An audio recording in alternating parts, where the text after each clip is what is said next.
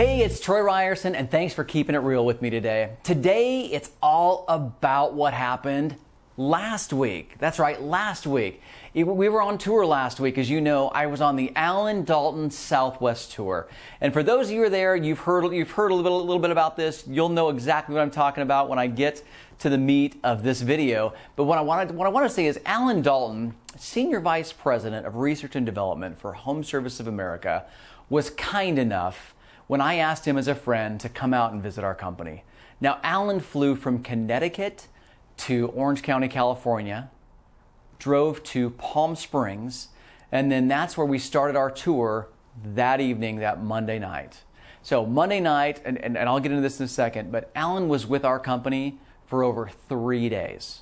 He poured his wisdom and knowledge into us, and I can't thank him enough for everything that he did while he was on this tour. But most importantly, I'm excited to see what we do with the information that Allan gave to us, okay? So 3 days with us, 5 days basically out of the system, a day here from Connecticut, a day back. So huge props and kudos to Allan. And the one thing, and I'm gonna start with the video by saying this, is if you were there, one of the 500 people that were there and have not sent a testimonial in, please do.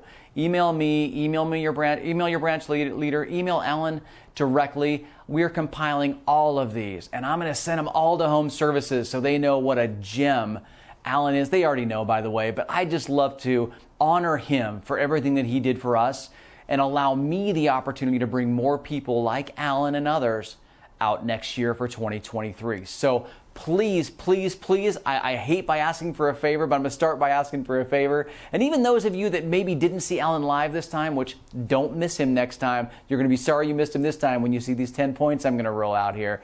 Even you, if you know Allan, write something special about this guy. He's a very special person. He's a great man. And I am so blessed to have the opportunity to work with Allan each and every day. So what happened? Okay, a week ago, what happened? Well, I was on planes, I was on trains, I was in automobiles, and I was with Mr. Allan Dalton for over 60 hours in 3 days. That's right. What did we do in that 60 hours?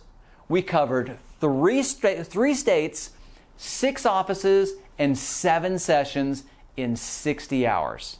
It was amazing. It was a whirlwind of a tour. We had a blast doing it. We had agents glued to their chairs. I saw sales executives like almost doing the happy dance in their chair. I think they had to maybe use the restroom, but they didn't want to get up and leave because there was just too much good stuff that Allan was spewing out to everybody. It was awesome. Don't miss it next time. Promise me you won't miss it, and talk to those that were there. They'll back me up on this. But what I want to do is I want to share 10 Allan-isms out of thousands that Allan gave that day and every day. I'm going to share 10 of them with you today, okay? And I hope these make sense to you. Number 1, stop calling your client base your database. It is not a database. The DMV has a database. The IRS, they have a database. Feels pretty good to be in that database, doesn't it? Do not associate it like that. This is your client base. These are people you're working with. It's not data. Number 2, if you keep referring to your clients as past clients, then you must be their past agent. Do you want to be their past agent? No, these are clients. Leave the word past out of it. These are clients. It's ongoing and it's active. Number 3, focus more on home promotion than personal promotion. Remember, it's about them, not us. Allan said it best. We are prestigiously photoshopped. Garages are brimming with our BMWs and luxury vehicles. We've been writing our own personal reviews for years. It's not about us. It's about them. Focus on home promotion, not our personal promotion. Number 4, and I love this one, Allan says, I don't compete against other agents. And in fact, I collaborate with all agents to help promote your home. Unfortunately, your home competes with other homes against other homes, which is why it's important for me to understand the areas in which some may criticize when viewing your home. Okay? Did you get that? Your home competes against other homes. I don't compete against other agents. I collaborate with them. As a matter of fact, I'm going to make sure your home is on all of their websites globally. Very different look and feel. Number 5, it's not called a listing presentation. It's a marketing proposal for your home. How do your clients feel? Hey, would you like a listing presentation? I guess. kind of sucks.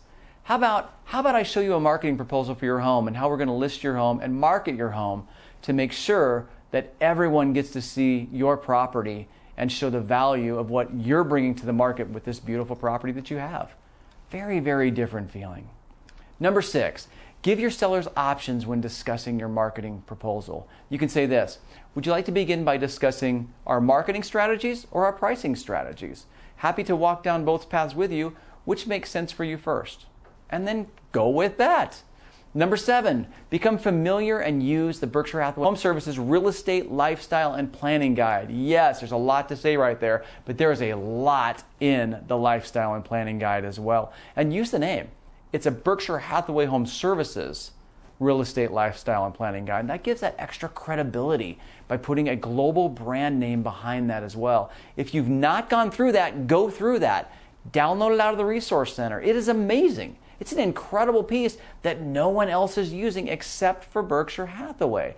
Take a look at it. If you've not used it, get familiar with it. If you have questions, call me, call Alan. We're going to get you up to speed with this thing right away. Number 8, invite everyone you encounter to become one of your real estate clients. How does this sound? Hey, it was great meeting you today. I would love for you to become one of my real estate clients. Even if they're not in the market today or in the future, they know people that will be.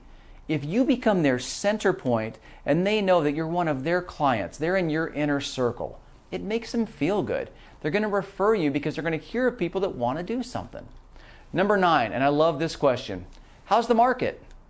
What would you say? Well, are you buying or selling? Okay, so now you're trying to eliminate one side, which basically what you're doing is you're offending both sides by saying, okay, how do I answer this question? I don't know which angle they're coming from. Better yet, here's what Alan says: thanks for asking. We're in a very opportunistic market right now. Okay, we didn't alienate anyone by saying that. Just be really cautious. This stuff matters. Number 10, treat your business like a practice. Think of how doctors and lawyers treat their clients. Do you have a family doctor? Do you have a CPA? If their service has been great or even acceptable, would you ever consider changing either of them? And probably not. What if all your clients viewed you the same way? That's when you become that forever agent. And I'm going to give you 2 more. I know I gave you Ken. I'm going to give you 2 more just because. So number 1, stop thinking of your client base as your sphere of influence and start influencing your sphere. And number 2, use cooperative showing suggestions to help avoid another agent's lack of knowledge when showing your client's home. Don't let them guess where the bedroom is. Don't let them open a closet and say, look, here's the 3rd bedroom, and it's not. It's a closet. They look like an idiot. Everyone feels weird. Don't let that happen.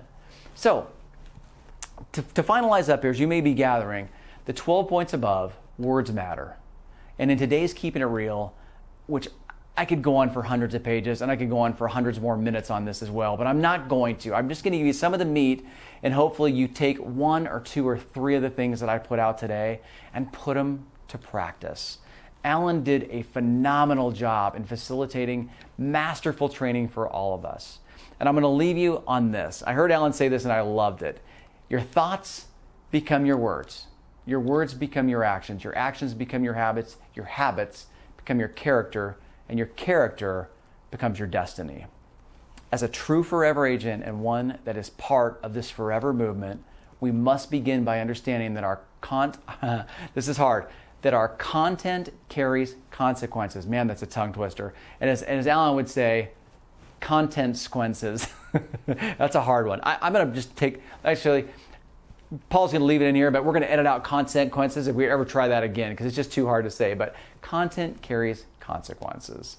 So on that, what we did last year, it's not going to get us to where we wish to be this year. And I'm hoping that each of you have taken those extra steps during this opportunistic market and planning for 2023, as it's going to be an opportunistic market as well.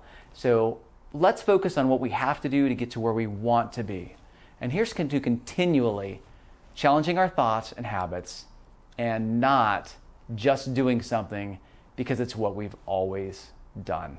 Have a great weekend. Make it a great week next week. Thanks for all you do. Bye for now.